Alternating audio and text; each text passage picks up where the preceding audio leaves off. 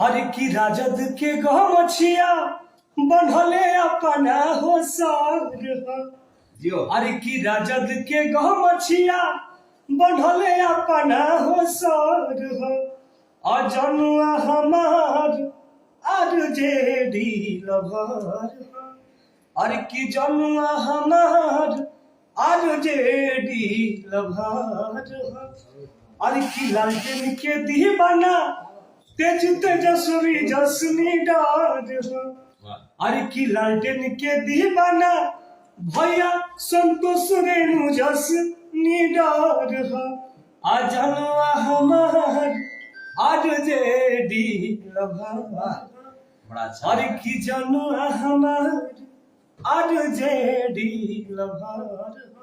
और आज मैं इस जगह तक पहुंचा हूं तो सबसे ज्यादा मेरा योगदान हमारे प्यारे गीतकार सुनील सागर ने अपने कलम से तमाम हमारे लिए अच्छे अच्छे गाना लिखा भाई। और मैं कहीं भी जाता हूँ तो गर्व से बोलता हूँ कि भाई ने मुझे इस जगह तक पहुंचाया। पैसा तो बहुत लोगों के पास होता है लेकिन भाई ने अपने कलम से इतने तगड़े तगड़े मैटर लिखे।